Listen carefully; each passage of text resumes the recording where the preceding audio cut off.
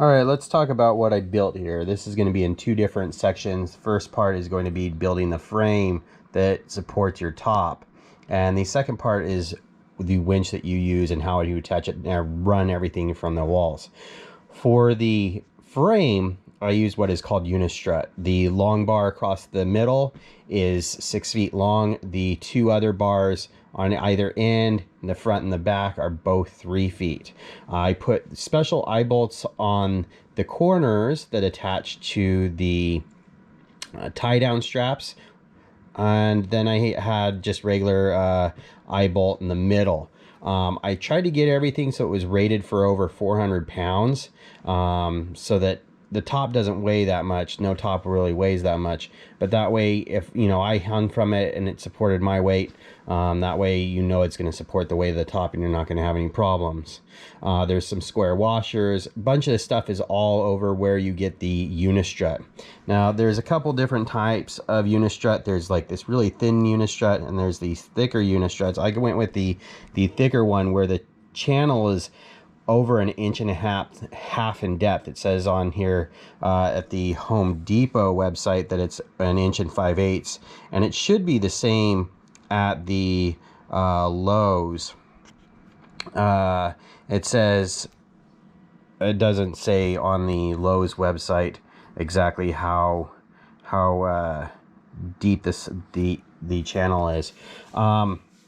But it's the same Unistrut. There's either the really thick stuff or the thin stuff, and it's supposed to support a lot of weight. So I was able to acquisition most of this from my father-in-law, and so he said that they support a lot of weight, and that, you know, my top that's 100 pounds isn't going to be a problem with this, right? So I took the Unistrut, cut it down 6 foot in the middle, 3 foot on each end.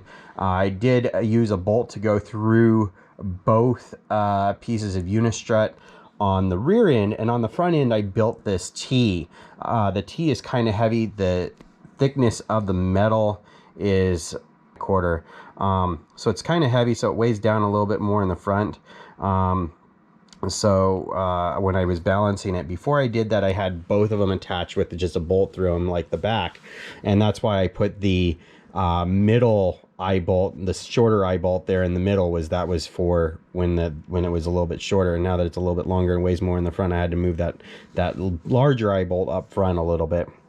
I positioned it so it's just front of the where the rear window completely opens, and I use tie down straps to run through the middle. You'll see later in the video that I crisscrossed them from the front passenger corner to the rear driver corner, and so that they crossed across the middle, so it's not just pulling on that window all the way down. Eventually I want to use thicker straps. I want to figure out a way to make thicker straps that run across the back and then tie down across in between the windows, and then tie down in the back there. So this is the frame structure. Now for the winch part, what I went ahead and did here was I used a special winch that had a worm gear. So most of them that you see don't end up having this worm gear. You can see that the rotation of the hand crank is the same direction as the gear that's actually pulling the winch, and subsequently with those, the winches are not as strong, right? So if we're taking a look at the winch, it only supports like 1,000 pounds, but if would take a look at the that's still enough to hold the top. But if we're taking a look at the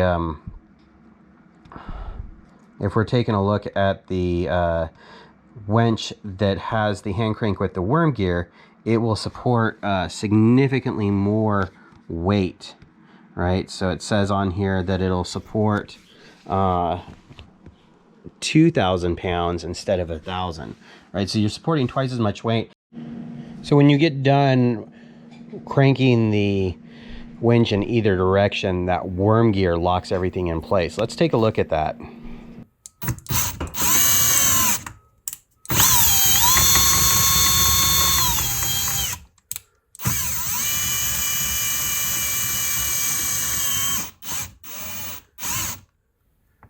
So the winch I secured to a 2x6.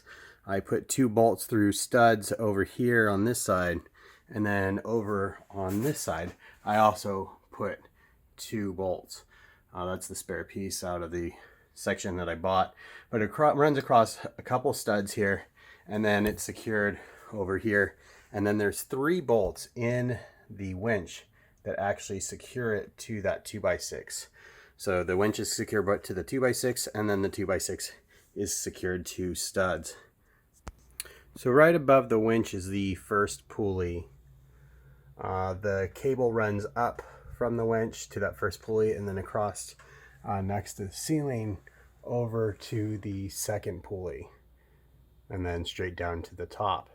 I put a 2x4 in between the pulley and the, I guess this is called a ceiling joist, maybe wrong, that supports the roof. That way the cable wasn't rubbing on that or any of the support structures in between, for example, like this piece right here. Right, so they do stick out a little bit. Like I said, it is bolted to the 2x4s. The 2x4s are bolted to the ceiling joist pretty securely, so the pulleys are rated for about 400 pounds. The top doesn't weigh 400 pounds, so should be good.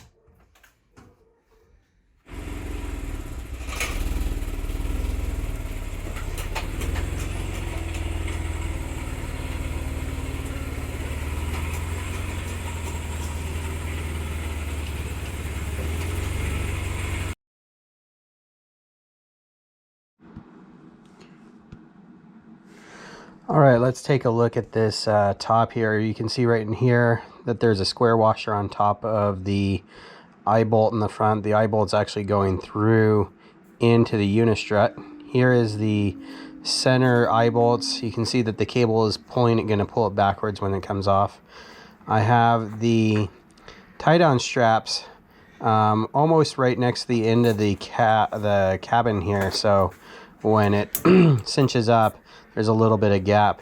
Here's another view from the other side, and that T connector that I was talking about earlier. All right, I do have it centered, going right down the middle, and then the cable you can see is straight up and down, so you made sure I parked right underneath it so it'd pull straight up and back.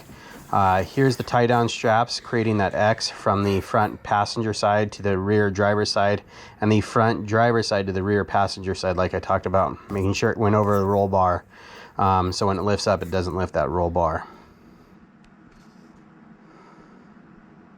All right, let's lift this thing off the truck here.